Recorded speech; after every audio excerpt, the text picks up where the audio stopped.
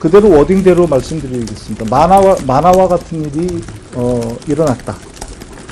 저녁에 대통령으로부터 2번 전화가 왔었는데 20시 20분경에 온 전화는 받지를 못하고 20시 22분경에 본인이 전화를 드렸다. 그 대통령이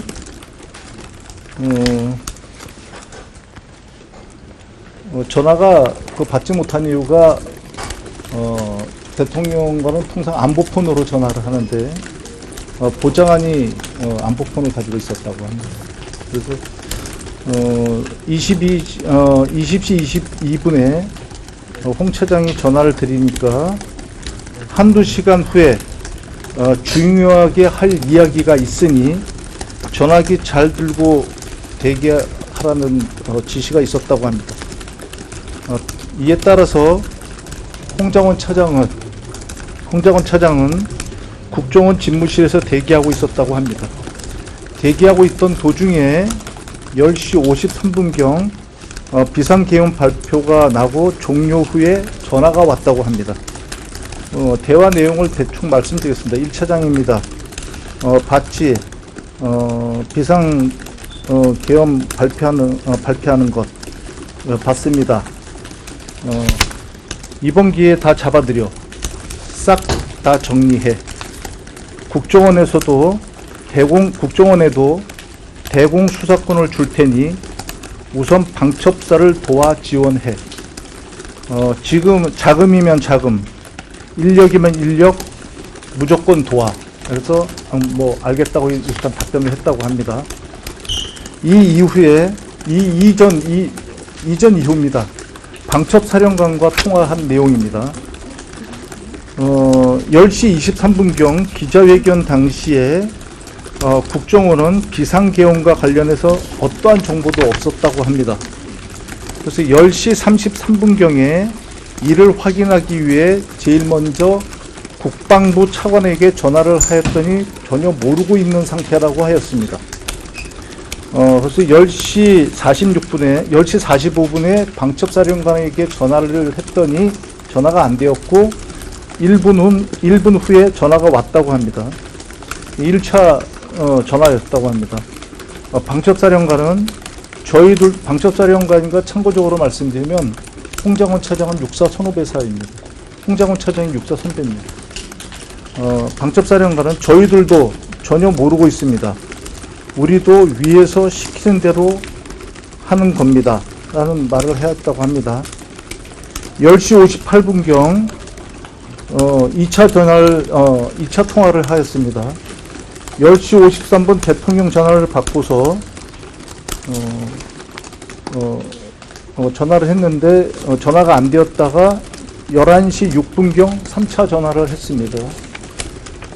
마찬가지로 전화를 기피하는 분위기, 맨 처음에는 방첩사령관이 통화를 기피하는 분위기였다고 합니다.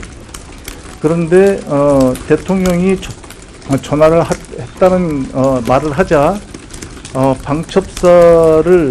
대통령이 전화를 해서 방첩사를 지원하라고 해서 전화를 했는데 뭘 도와주면 되겠냐고 물어봤더니 그제서 이제 얘기를 하는 것이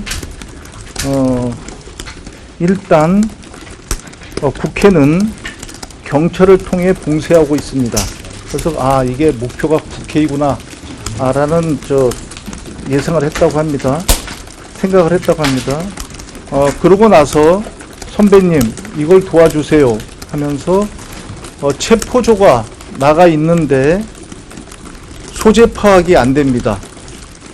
체포 대상자 명단을 불러주면서 위치 추적을 해달라고 했는데 정확한 워딩은 검거 지원을 요청한다 이렇게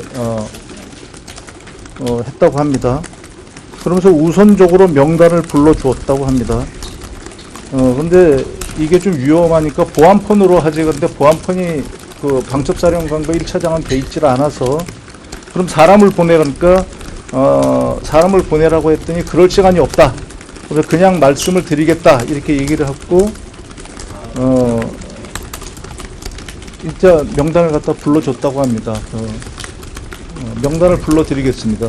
체포 대상자니까 홍 차장이 기억하는 순서입니다. 이재명, 우원식, 한동훈, 김민석, 박찬대, 정청래, 조국, 김어준, 김명수 전 대법관, 김민웅, 참고적으로 김민석 저희 최고위원의 형님인 걸로 알고 있습니다. 권순일, 그리고 권순일 전 선관위 위원과 또 한 명의 선관위 위원을 불러주었는데 기억을 못한다고 합니다. 여기까지 듣고 그대로 워딩 그대로 말씀드리겠습니다. 미친 X로구나 그거 생각하고 그 다음부터는 메모를 하지 않았다고 합니다. 그래서 제일 마지막에 이게 노총인지 민주노총, 그러니까 한국노총인지 노총인지는 잘 모르겠는데 노총위원장 한 명은 기억이 난다고 합니다. 1차 검거, 2차 검거 대상자를 축차적으로 1차 검거, 2차 검거를 축차적으로 대상자를 축차적으로 검거할 예정이며 방첩사에 있는 구금 시설에 구금에 조사할 예정이다. 이렇게 얘기를 갖다가 했다고 합니다. 방첩사령이 1차, 2차 검거를 축차적으로 할 예정이며 방첩사에 있는 구금 시설에 구금에 조사할 예정입니다. 이렇게 얘기했다고 합니다. 됐다고 말이 안 된다고 생각을 했다고 합니다.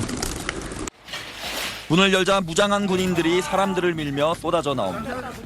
계엄 선포 직후 국회 본청 2층에 진입한 계엄군들입니다. 국민의힘은 계엄군이 당대표실 인근 정책위 의장실 유리를 깨고 진입한 목적이 한동훈 대표 체포라고 의심하고 있습니다. 국민의힘은 한 대표에 대한 신변 보호 강화를 경찰에 요청했습니다. 한동훈 대표에 대한 체포조가 있었다고 합니다. 여당 대표를 왜 체포하겠다는 겁니까? 한 대표는 어제 윤석열 대통령을 만나 어떻게 자신에게 체포조를 보낼 수 있느냐고 항의했는데 윤 대통령은 계엄 상황에서 정치활동을 금지하는 포고령을 위반해 그런 것 아니겠느냐면서도 자신은 그런 지시를 한 적이 없다고 부인한 것으로 알려졌습니다. 민주당은 우원식 국회의장과 이재명 대표, 한 대표를 노린 체포조가 가동됐다며 당시 국회에 떨어져 있던 수갑용 케이블 타이를 근거로 제시했습니다. 대한민국 야당의 지도자를 묶으려 했고 심지어 여당의 지도자들까지도 묶으려 했습니다. 민주당이 입수한 체포 대상 명단에 이하경 부의장과 민주당 박찬대 원내대표, 김민석 정청래 최고위원, 조국 혁신당 대표, 양정철 전 민주연구원장도 같이 포함됐는데 여당 정치인은 한동훈 대표뿐입니다. 계엄군이 김어준 씨 사무실을 찾아간 영상도 공개됐습니다. 저희 집으로도 체포조 왔는데 그들보다 한 발 빨리 피신을 했고 저를 놓쳐서 저 잡으러 벙커에 간 겁니다.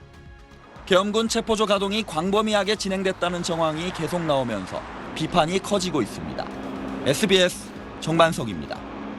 윤석열 대통령 조금 전에 이한석 기자도 열심히 취재를 했겠습니다만 나는 그런 지시를 내린 적이 없다라고 하면서 오해를 풀어달라. 그리고 탄핵과 관련해서는 여당이 단일 대우를 유지해달라. 이렇게 요청할 가능성이 있지 않습니까? 어떻게 보세요?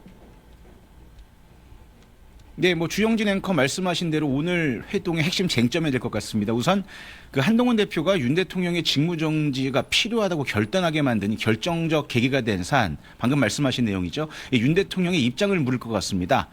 방첩사령부가 주요 정치인들 체포하고 구금하기 위해 구체적 계획을 준비했다는 의혹, 또 현재 국회 정보위원회에서도 논의 중입니다만은 그 윤 대통령이 국정원 1차장에게 전화를 해서 한동훈 대표를 체포하라고 지시했다 이런 의혹과 관련해서 윤 대통령의 입장 표명이 필요할 것 같습니다. 조금 전에 대통령실에서 윤 대통령은 이런 체포나 구금을 지시한 사실이 없다라는 입장을 내보내려고 하다가 갑자기 취소가 됐습니다. 그래서 현재 입장을 놓고 좀 혼란스러운 상황인데 윤 대통령이 한동훈 대표에게 어떤 입장을 최종적으로 표명할지가 관전 포인트일 것 같고요. 또 이 한동훈 대표는 또 비상계엄 사태와 관련해서 윤 대통령에게 국민들에게 대국민 사과를 강하게 요구할 걸로 보입니다. 내일 탄핵 소추안 표결을 앞두고 긴장감이 고조되고 있는 상황이란 말이죠. 윤 대통령이 사과 표명을 할지 여부에 따라서 탄핵 찬성으로 오늘 급선회한 이 한동훈 대표의 입장이 최종적으로 결정될 것 같습니다.